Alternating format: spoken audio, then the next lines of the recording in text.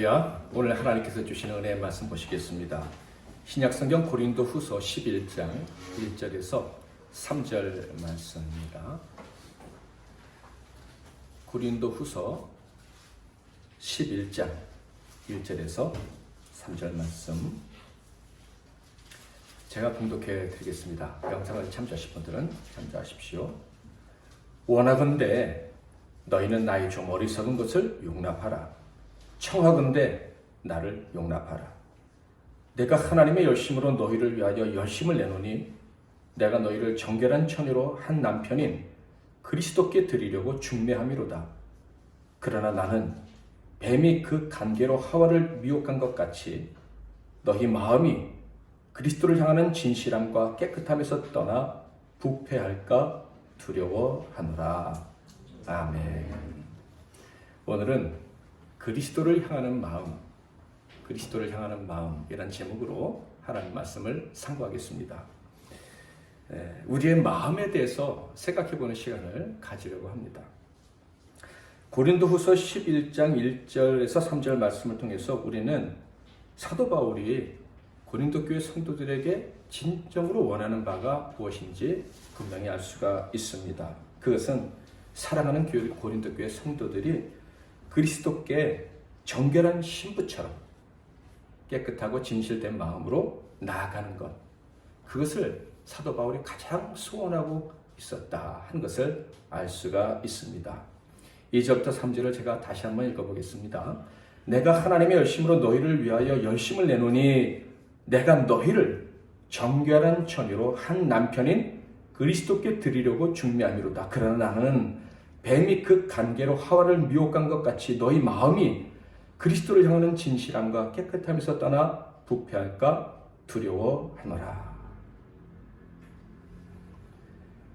사도 바울은 한 가지를 두려워하고 있어요. 그게 뭐냐면 그토록 사랑하는 고린도 교회 성도들이 바울을 배신하고 바울을 미워하고 바울에 대해서 비난하고 그래서 그동안의 수고가 헛되이 끝나는 것, 이걸 두려워하는 게 아니에요. 그가 두려워했던 것은 고린도 교회 성도들, 하나님께서 그 아들의 피로 값주고 사신 아들의 생명을 가진 이 귀한 사람들의 마음이 하나님께로 향하지 않는 것, 그걸 두려워하고 있는 거예요. 아마 사도 바울이 지금 여기에 계시다면 역시 우리에게 물어볼 것 같아요. 당신 마음이 어디에 있습니까? 당신 마음이 어디로 향하고 있습니까? 이렇게 물어볼 것 같아요. 고린도전서 10장에서 우리는 바울의 진심이 무엇인지 그곳에서도 확인할 수가 있었어요. 바울은 고린도 교회 성도들이 칭찬받기를 원한다 그랬죠. 자랑스러운 승자로 세워지는 것을 원한다 이렇게 얘기했어요. 고린도후서 10장 8절에 보면 주께서 주신 권세는 너희를 무너뜨리려고 하신 것이 아니요 세우려고 하신 것이니 내가 이에 대하여 지나치게 자랑하여도 부끄럽지 아니하리라. 고린도 교회 성도들이 이렇게 탁 세워지는 걸 정말 원한다. 여러분이 세워져서 내가 자랑하고 싶다 이런 얘기예요. 어떻게 세워지는 것입니까? 그리스도께 온전히 복종하는 그런 신자. 자, 고린도후서 10장 5절 말씀 같이 한번 읽어보겠습니다. 자, 시작. 다 무너뜨리고 모든 생각을 사로잡아 그리스도께 복종하게 하니. 사도 바울이 원하는 것은 이거예요. 우리 머릿속에 많은 생각들이 있는데 그 생각들을 싹 잡아가지고 그리스도 앞에 갖다 놓는 거예요. 그 모든 생각들이 그리스도께 복종하는 사람이 되는 것. 그래서 하나님께 칭찬받고 사람들에게 칭찬받는 것, 그것이 바울이 고린도 교회 성도들에게 원하는 거예요. 이 목적이 너무 강해서요, 고린도 교회 성도들이 바울을 배신하고 오해하고 비난해도요, 그들을 향한 사랑을 포기할 수가 없었어요. 고린도 교회 성도들이요, 여러분 안에 있는 생각을 다 사로잡아서 이 주인 대신, 교회의 주인 대신 하나님께, 예수님께 복종하십시오. 이게 사도 바울의 진심이었다 하는 거예요.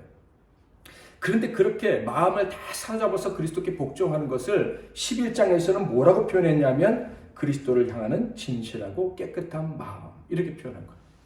그리스도를 향하는 깨끗하고 진실한 마음은 모든 생각을 사로잡아서 주님께 복종하는 것. 이게 같은 얘기인 거예요. 정결한 처녀가 오직 한 남편만을 바라보듯이 그리스도만을 바라보는 마음으로 사는 성도, 이것이 사도 바울이 진정으로 원하던 것이었다.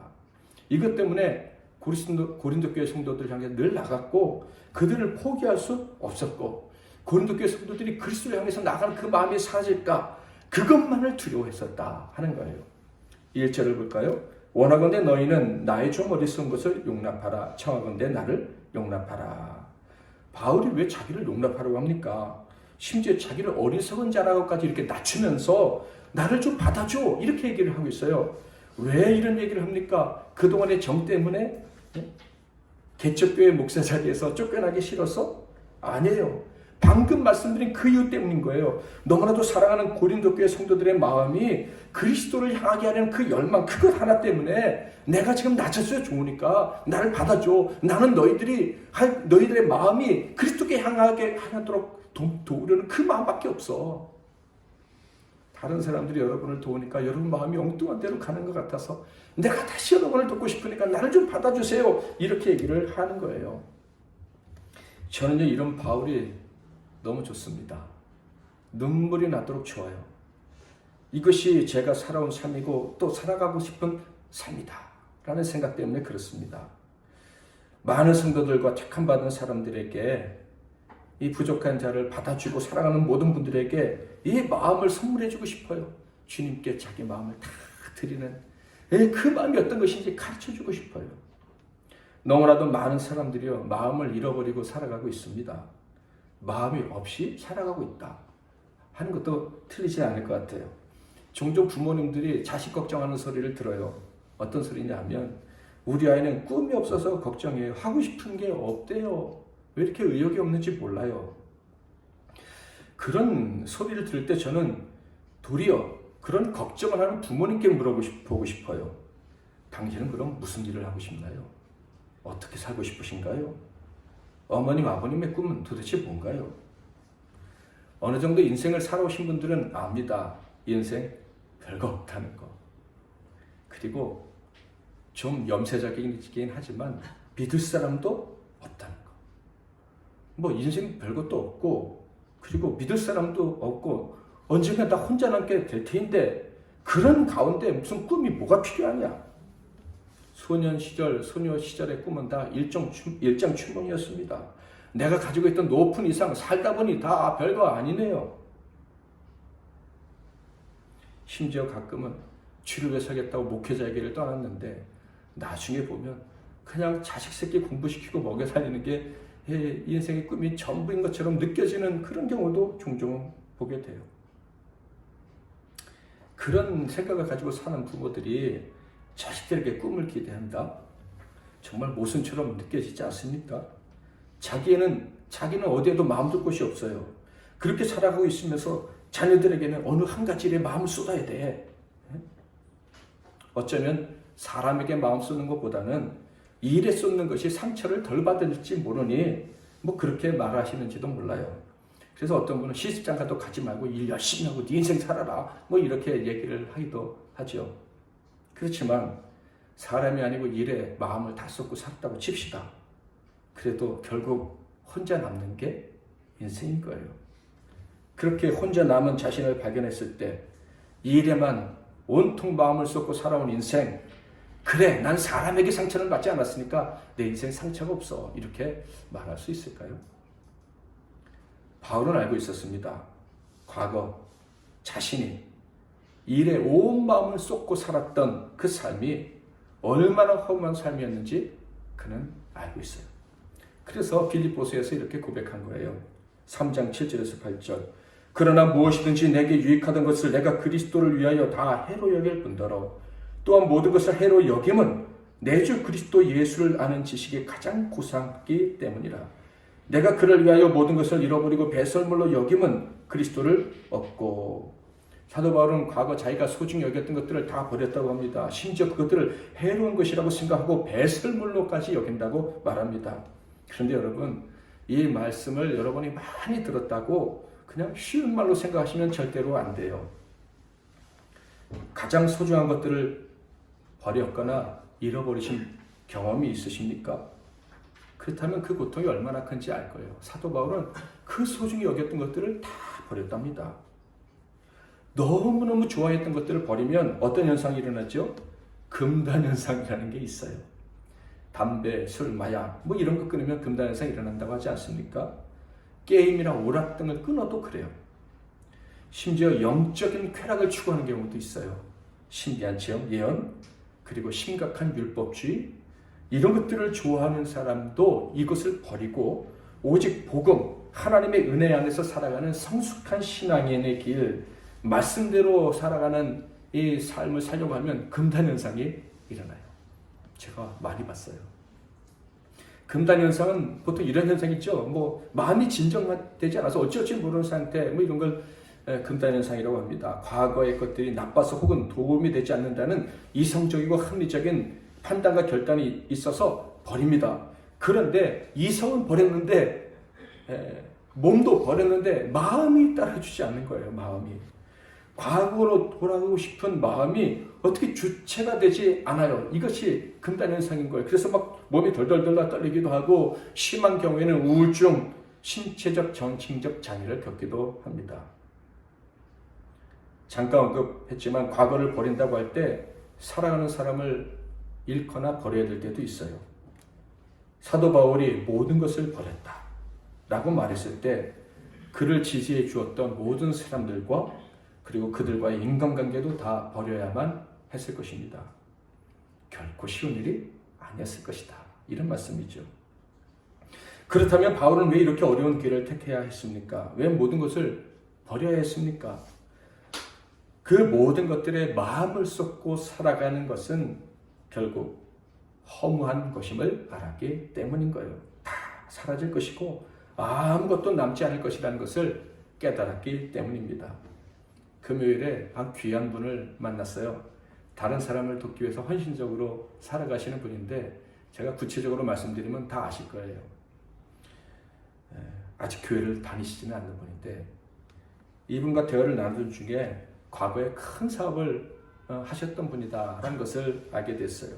그런데 그 사업에 실패하자 정말 상상하지도 못했던 실패가 갑자기 찾아오자 모든 사람이 다 자신을 떠났답니다.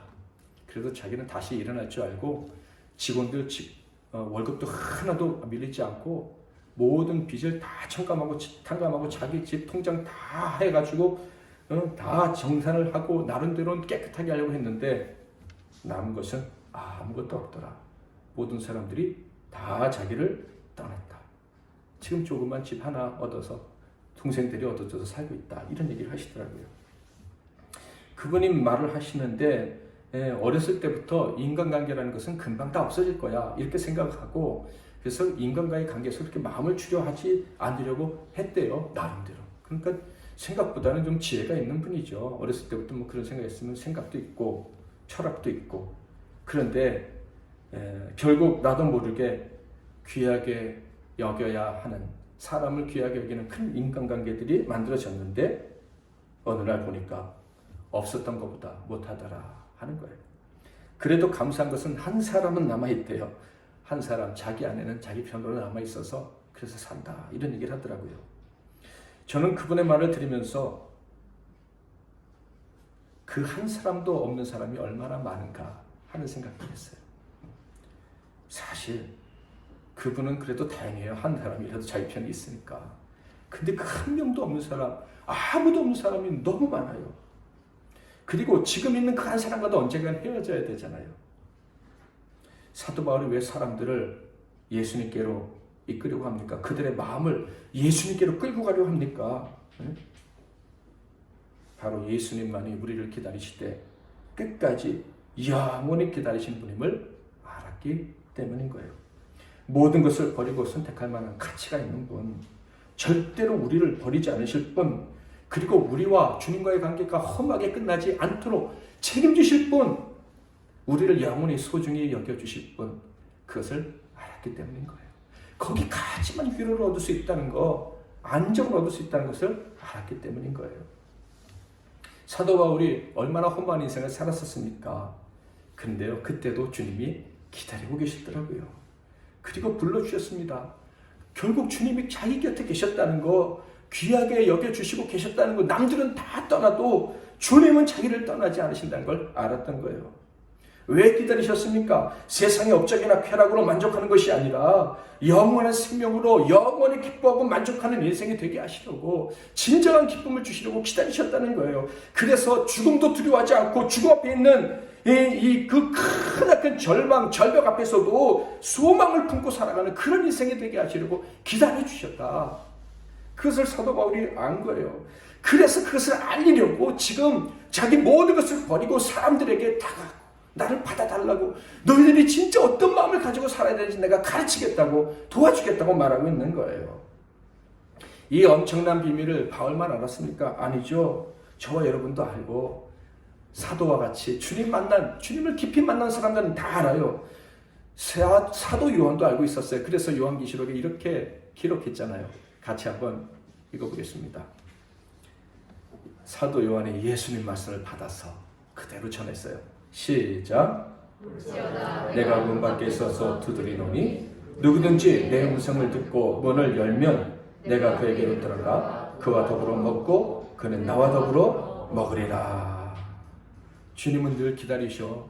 우리 마음을 두드리고 계셔. 왜 우리 마음을 두드리셔? 세상에서 우리의 마음이 둘 곳이, 세상에는 우리 마음 둘 곳이 없다는 것을 아시니까.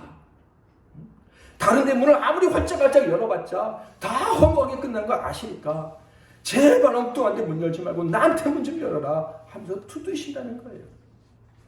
성경에 누가복음 15장에 나오는 탕자는요, 세상에 마음 둘 곳이 있다고 생각을 했어요. 돈 있고 젊음이 있으면 자기의 마음을 받아줄 곳이 있다라고 믿었어요. 그러나 아버지 생각은 달랐죠. 아버지는 오직 내 품에서만 너는 쉴 수 있어. 그래서 기다리셨잖아요. 매일 기다리셨습니다. 그리고 아들이 돌아오자 어떻게 하셨습니까? 15장 20절. 이에 일어나서 아버지께로 돌아가니라. 아직도 거리가 먼데 아버지가 그를 보고 치근히 여겨 달려가 목을 안고 입을 맞추니. 24절. 이 내 아들은 죽었다가 다시 살아났으며 내가 잃었다가 다시 얻었노라 하니 그들이 즐거워하더라. 아버지가 멀리서 오는 걸 다 알아채고 가서 환영해 주십니다. 그 다음에 뭐라고 말한다고요? 내 아들은 죽었다가 살아났다. 무슨 말씀인가요? 세상의 마음을 두고 사는 것은 죽음이라는 거예요. 세상의 마음을 열고 세상이 내 마음을 알아줄 거라고 생각하고 사는 것은 죽음이라는 것을 아버지가 알았다는 거예요. 바울도 알았던 거예요. 그래서 사랑하는 자들의 마음을 찾아줘야 된다. 사랑하는 자들이 마음을 두어야 될 것을 가르쳐 줘야 된다. 이것이 바울의 삶의 목적이었다 하는 것입니다. 세상에 마음을 두고 살려는 모든 사람은 다 불행한 결말을 맞이할 수밖에 없어요. 그래서 오직 주님께만 마음을 드려야 돼요.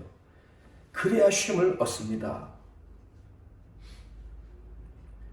그래서 바울은 세상의 모든 것들을 다 배설물로 여기고 해로 여긴다고 했습니다. 그리고 내 마음은 여기에 있어야 된다라고 고백을 하죠.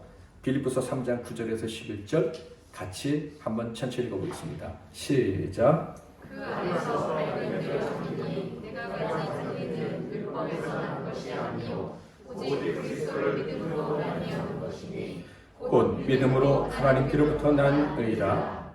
내가 그리스도와 그 부활의 권능과 그 고난의 참여함을 알고자 하여 그의 죽으심을 본받아 어떻게 해서든지 죽은 자 가운데서 부활에 이르려 하노니. 자, 이 말씀 너무너무 중요한데요. 사도 바울은 자기의 마음을 주님께 드리고, 그리고 내 마음이 어디 있지 하면 주님 안에 있지. 내 마음은 주님 안에 있어.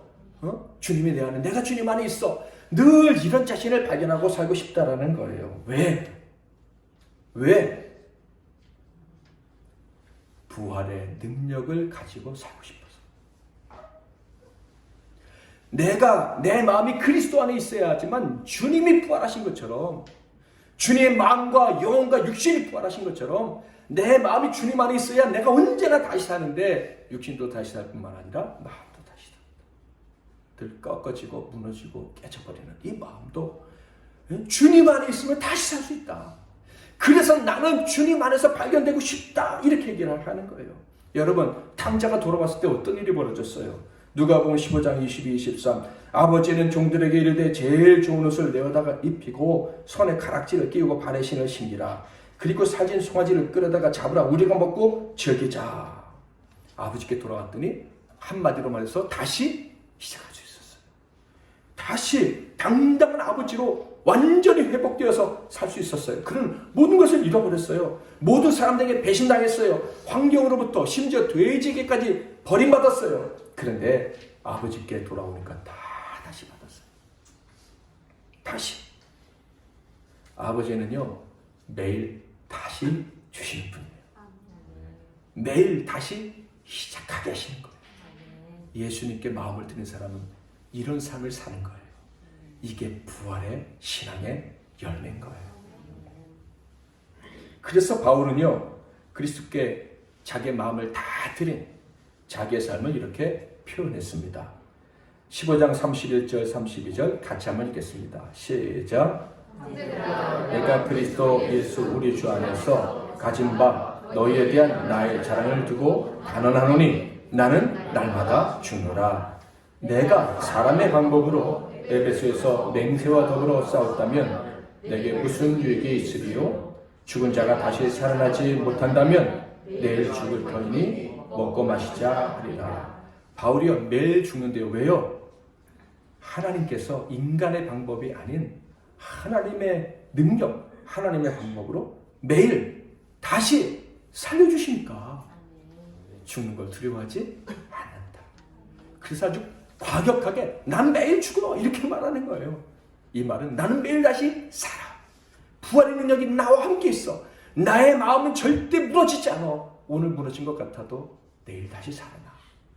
부활의 능력이 나와 함께 있으니까. 예수님께서 아버지 안에, 아버지가 예수님 안에 계셨잖아. 두 분의 마음은 하나가 되었잖아. 그러니까 부활하셨습니다. 언제나 다시 사셨잖아요. 그러므로 나도 예수 안에 있으려 하는 거예요. 내 마음을 예수님께 드리려는 것입니다. 그래서 날마다 다시 살아나는 거예요. 그렇게 사니 나는 죽음도 두렵지 않고 환난도 두렵지 않고 허무함 따위는 나를 건드릴 수가 없는 거예요. 이렇게 얘기를 하는 거예요. 그의 간증은요, 다른 게 아니에요. 부활의 능력과 함께 날마다 다시 살았던 삶, 그걸 간증하는 거예요. 그걸 자랑하는 거예요. 23절 그들이 그리스도의 일꾼이냐 정신없는 말을 하거니와 나는 더 그러하도다. 내가 수고를 넘치도록 하고 옥에 갇히기도 하고 더 많이 하고 매도 수없이 맞고 여러 번 죽을 뻔하였으니. 지금 간증을 시작한 것이죠. 고생 많이 했다는 얘기예요.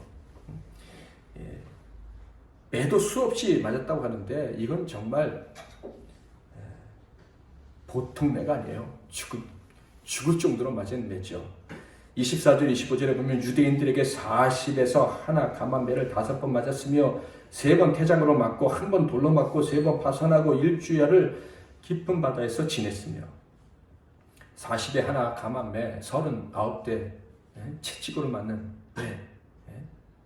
뭐 이거는 더 설명 안 드리겠습니다. 태장, 태형이라는 거 모르시는 분이 있어서 좀 설명을 해드리면 지금도 싱가포르와 말레이시아 같은 데서는 있어요.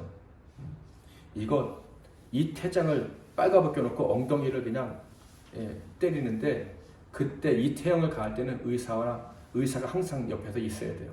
기절하고 상처가 생기면 치료하고 그리고 또 다시 때리고 이렇게 하는 거예요.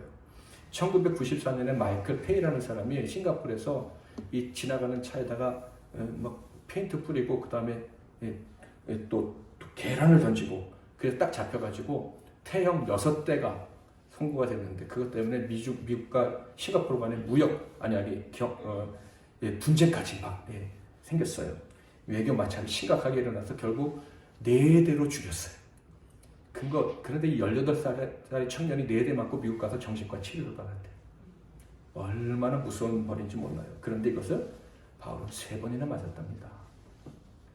게다가 돌에 맞았다고 하는데 이것은 루스드라에서 복음 전하다가 정말 순교했던 거예요. 사람들이 돌로 쳐서 죽이고 죽은 줄 알고 시외로 던져버렸는데 근데 어떻게 됐죠? 사도행전 14장 19절에서 21절에 보면 유대인들이 안디옥과 이고니온에서 와서 무리를 충동하니 그들이 돌로 바울을 쳐서 죽은 줄 알고 시외로 끌어내치니라.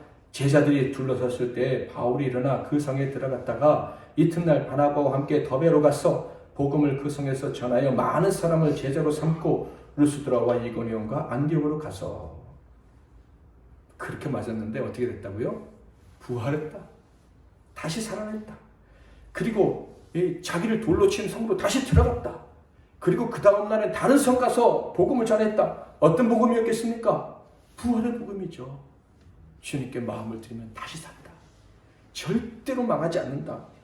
이 세상에서 환난을 당하고 버려져도 절대로 험하게 끝나지 않는다. 우리 인생은 그런 인생이다 하는 그 복음을 전했겠죠.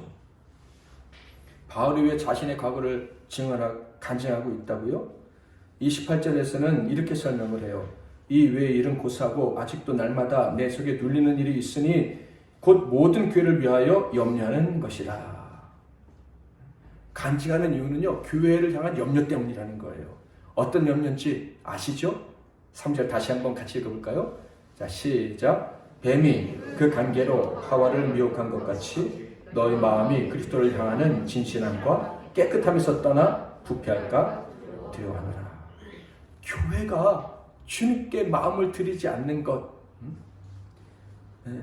그것을 두려워하고 지금 간증하는 이유는 내가 주님께 마음을 드렸더니 이 기가 막힌 고난에서도 살아났다. 그러니까 너희도 마음을 드려야 돼. 그것을 위해서 지금 간증을 한다는 거예요. 바울은요, 그 어떤 고난과 환난보다도요, 성도들의 마음이 그리스도께 향하지 않는 게 이게 그에겐 가장 큰 문제였어요. 그러니까 우리가 피부에 와닿지 않을지 모르지만은 인생에 있어서 제일 중요한 거는 마음의 문제인 거예요. 마음을 주님께 온전히 드리느냐 드리지 않느냐, 이게 제일 중요한 거예요. 여러분 마음이 어디 있습니까? 고린도 교회는 왜 마음을 주님께 드리지 못하고 드렸던 마음이 또 왔다 갔다 하고 해서 바울이 힘들게 했습니까? 4절. 만일 누가 가서 우리가 전파하지 아니한 다른 예수를 전파하거나 혹은 너희가 받지 아니한 다른 영을 받게 하거나 혹은 너희가 받지 아니한 다른 복음을 받게 할 때에는 너희가 잘 용납하는구나. 다른 예수를 전하는 자, 다른 복음을 전하는 자들이 있었기 때문이랍니다. 하와가 천사처럼 위장하고 뱀에게 속삭였을 때 속아 넘어갔듯이 거짓 사랑 그리고 거짓 능력, 실제로 기적도 막 행하고 그랬어요. 바울은 기적도 행하지 않는데 이 사람들은 기적, 신비한 능력, 신비한 은사가 많다. 뭐 이렇게 하면서 그 사람들이 하는 말에 그냥 싹 넘어가 버렸다, 이런 얘기예요. 오늘도 이 생명의 복음, 부활의 복음보다 다른 걸 강조하는 사람들은 다 거짓말쟁이라고 생각하시면 됩니다. 복음과 부활의 능력을 주신 주님 대신에 결국 세상을 바라보게 한 자들에게 속아 넘어가서 마음이 엉뚱한 데로 간 거예요. 이 거짓 선지자들은요, 주님을 높이지도 않고요, 부활의 능력을 말하지도 않았어요. 그저 자기 이익을 위해서 신비한 기적 좀 행하면서 결국 자기를 높이는 사람이, 내가 얼마나 영적인 사람인 줄 알아? 내가 얼마나 영적인 지도자인 줄 알아? 내가 얼마나 말씀을 잘 쪼개는 줄 알아? 뭐 이런 말 하기를 좋아하는 사람이라는 거예요. 그런데 속아 넘어간 거예요.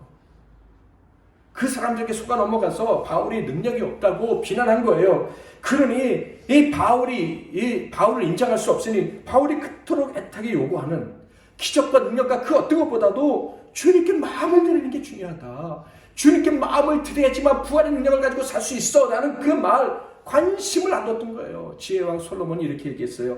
내 아들아, 내 마음을 내게 주며 내 눈으로 내 길을 즐거워할지어다. 이런 말씀, 이렇게 외치는 바울의 소리, 하나님의 소리를 그들은 귀를 막고 듣지 않았다 하는 거예요. 세상적으로 멋지게 나타나서 말도 잘하고 기적도 행하고 심지어 영적으로까지 보이기도 하는 그 거짓 선지자들이 세상의 마음을 두게 하려는 의도를 가지고 접근했을 때 전혀 눈치채지 못했다 하는 거예요. 바울은 이 거짓된 자들에게 너무나도 쉽게 속아 넘어가는 마음을 빼앗기는 성도들로 인해서 마음이 너무 아팠어요. 그래서 이렇게 한탄을 해요. 19절 20절 너희는 지혜로운 자로서 어리석은 자들을 기쁘게 용납하는구나.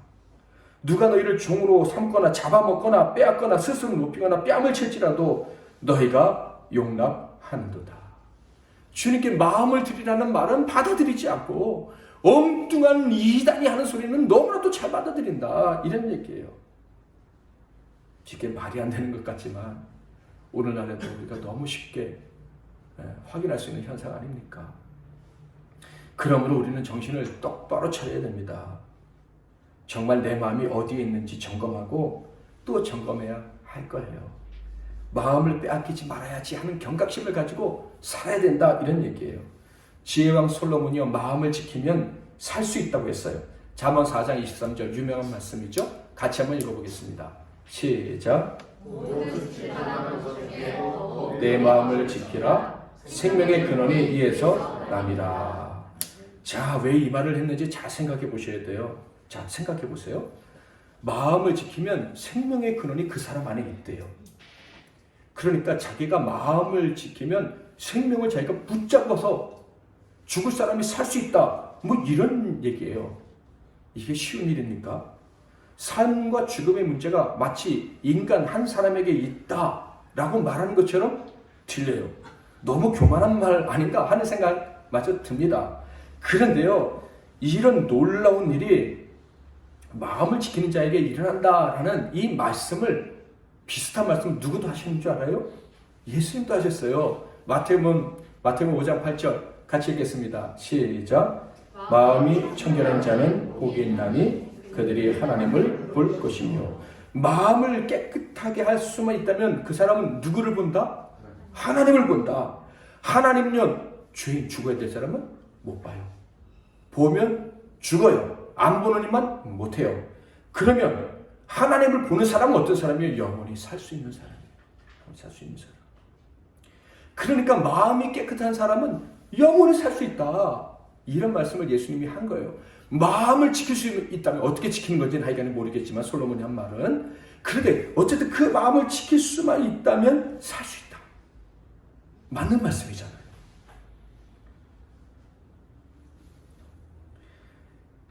세례 요한의 사명에 대해서 천사가 들려준 이야기가 있어요. 누가복음 1장 16절 17절. 이스라엘 자손을 주 곧 그들의 하나님께로 많이 돌아오게 하겠습니다. 하나님을 보도록 사람들이 하나님 앞에 나오도록 만들 사람이 지금 누구다? 세례 요한이다, 그런 얘기예요. 17절. 그가 또 엘리야의 신령과 능력으로 주 앞에 먼저 와서 아버지의 마음을 자식에게 거스르는 자를 의인의 슬기에 돌아오게 하고 주를 위하여 세운 백성을 준비하리라. 요한의 사명은 하나님의 아들들이 하나님께 돌아오게 하는 거예요. 하나님을 바라보고 예수님을 바라며 살도록. 나를 보지 말고 예수를 봐라. 이게 요한의 사명이었잖아요. 자, 그러니까 아까 예수님은 어떤 사람이 하나님을 볼 수 있다고 했어요? 마음이 깨끗한 사람. 그러니까 마음이 깨끗한 것, 그리고 마음을 지키는 것, 그리고 아버지께로 예수님께 향하는 것, 이거는 같은 것이다 하는 것을 알 수가 있어요. 그 사람은 뭘 가졌다? 생명을 가졌다. 죽지 않고 살 수 있는 능력을 수여했다, 이런 얘기예요. 살고 또 다시 사는 그런 권능을 가진 사람이다 라는 말씀이에요. 고린도후서에서 우리는요, 바울답지 않은 모습을 볼 수 있다라는 것을 생각하게 됩니다. 바울이 자랑하는 모습이 보였기 때문입니다. 그런데 왜 자랑한다고요? 성도들의 마음 때문에. 성도들의 마음을 하나님께로 드리게 하려고 자기의 자랑을 한다는 거예요. 내가 이렇게 고난을 당해도 주님을 바라봤더니 살았다. 너희도 이렇게 살아야 된다. 그랬어요. 사실 바울의 자랑이라는 게 핵심은요, 내가 고난당했다는 거예요. 29절 30절 같이 읽겠습니다. 시작. 내가 약하지 아니하며 누가 실족하게 되면 내가 악하지 아니하더냐. 내가 부득불 자랑할진대 내가 약한 것을 자랑하리라. 너무 쉽게 약해지고 초라해지는 자신을 자랑한답니다. 그 이유는요, 내가 이렇게 약해도, 내가 이렇게 쉽게 초라해져도 마음을 주께 드렸더니 살아나더라. 모든 것을 이길 수 있더라. 그러니까 여러분, 고린도교회 성도들이요, MBC 나눔교회 성도들이요, 여러분도 깨끗한 마음으로 그리스도께로 향하십시오. 세상을 향한 관심들 좀 내버리고 주님께 마음을 온전히 드리십시오. 그러면 언제나 다시 삽니다. 일어날 수 있어요. 이 무너진 마음이 그냥 여러분을 정복하지 못하도록 만들 거예요. 우울증 다 이겨낼 수 있어요. 이것을 강조하려고 지금 자기 자랑을 하는 거예요. 오늘날 사람들도 알아요. 마음이 중요하다는 거. 그래서 운동선수들은 지옥훈련, 해병대 훈련 뭐 이런 거 하지 않습니까? 여자 선수들도 뭐 공동묘지 가서 훈련을 한대요. 담력훈련. 저도 어렸을 때 초등학교 5학년 때인가 6학년 때 웅변 대회 나갔는데 그때 새벽에 일어나서 산에 올라가서 나무들 보고 이게 사람들이라 생각하고 연습했어요. 담력훈련이에요. 그런데요. 이렇게 마음이 중요하다면서 마음 훈련을 막 합니다. 근데 실제로 사람들을 보면 마음 훈련을 안 하고 살아요. 현대의 사람들은 마음 훈련을 해야 된다는 것은 생각지도 못하고 그저 쾌락, 자기 좋아하는 추구하다가요. 자기 마음의 종이 돼요. 마음이 한번 딱 상처를 입으면 그냥 그 마음이 가자고 하는 곳 가면 안 돼 하면서도 마음이 가져가는 곳 그냥 끌려가서 거기서 그냥 망해버리고 주변에서 그런 사람들 얼마나 많이 봅니까? 그 마음과 자기의 이성과의 갈등 때문에 병이 걸리기도 하고 결국 죽어요. 그렇다면 여러분 마음을 훈련한다는 것, 마음이 훈련되었다는 것, 성경에서는 그것을 어떻게 가르쳐주고 있습니까? 마음을 훈련한다는 것은요, 잘 들으세요. 마음을 훈련한다는 것은 마음을 둘 곳을 찾는 거예요. 마음이 훈련된 사람은 자기의 마음이 어디에 있어야 되는지 아는 거예요. 훈련된 마음이란 다 같이 마음을 맡길 곳에 자기의 마음을 두는 것이다. 그러니까 우리 예수 그리스도로서 그리스도인으로 훈련된 사람은 마음을 어디에 두는 거예요? 언제나 예수님께 두는 거예요. 내 마음 나도 몰라 이러지 마시고 내 마음은 누가 하셔요? 주님이 하셔요. 내 마음 나도 책임 못 져 이게 아니라 내 마음 누가 책임져 주셔요? 하나님이 책임져 주셔. 그것을 알고 그렇게 사는 사람이 마음이 훈련된 사람. 그 마음은 언제나 당당하고 절대 무너지지 않아요. 저와 여러분은 그렇게 살게 될 줄 믿습니다. 바울은 그런 성도들을 만들려고 자기 인생을 바친 거예요. 많은 사람들이 그 마음을 가지고 살게 하고 싶어서 그 무서운 고난도 그냥 너끈히 감당하기로 한 거예요. 죄악으로 말미암아 험한 세상 가운데 살아가는 모든 사람들이 살 길은 이것밖에 없다. 나는 옛날에 사람들을 많이 죽였는데 이제 살려야지. 그거 어떻게 살릴 수 있을까? 사람들 살려서 죄값을 치러야 되는데 어떻게 살릴 수 있을까? 그들의 마음을 빼앗아서 주님께 드리면 그들을 살릴 수 있어. 그래서 자기 인생을 그렇게 바쳤던 거예요. 사랑하는 성도 여러분, 하나님이 저와 여러분의 마음을 달라고 하십니다. 하나님은 이기적이고 사랑을 독점하려는 욕심쟁이라서 우리의 마음을 달라고 하시는 게 아니에요. 우리로 하여금 세상에서 담대하게 살게 하시려고, 절대로 망하지 않게 하시려고 마음을 달라고 하시는 거예요. 세상에 살아갈 때 용기 있게 살게 하시려고 네 마음을 나에게 줘. 나를 사랑해. 나만을 의지해라고 말씀을 하시는 거예요. 그래서 하나님께 마음을 드린 사람들은 야, 세상이 결코 절망스러운 곳은 아니구나. 그래도 살만한 곳이구나 하는 마음을 가지고 살게 하시려고 마음을 달라고 하시는 거예요. 사랑하는 성도 여러분, 다시 한번 질문합니다. 여러분 마음이 어디에 있습니까? 그리고 여러분이 사랑하는 여러분의 가족, 여러분의 이웃들의 마음은 어디에 있습니까? 여러분 마음을 먼저 주님께 드리고 사랑하는 자들이 그 마음을 주님께 드릴 수 있도록 우리 남은 인생을 살아갔으면 좋겠습니다. 축도하겠습니다. 뱀이 그 관계로 하와를 미혹한 것 같이 너희 마음이 그리스도를 향하는 진실함과 깨끗함에서 떠나 부패할까 두려워하노라. 내 아들아, 내 마음을 내게 주며 내 눈으로 내 길을 즐거워할지어다. 아멘. 이제는 우리 주 예수 그리스도의 크신 은혜와 우리 하나님 아버지의 극진하신 사랑하심과 성령님의 위로 교통 충만, 그리고 우리의 마음이 얼마나 소중한지 깨닫게 해주시는 놀라우신 역사하심이 마음을 오직 그리스도께로 드리기로 작정하고 머리 숙인 그래서 날마다 부활의 능력을 가지고 살게 될 이 복된 종들 한 분 한 분 위에와 그들의 가정과 삶과 산업과 건강 위에, 사역 위에, 이 나라와 이 민족과 세계 열방과 우리 MBC 나눔교회 위에 이제로부터 영원토록 함께 하실지어다. 아멘.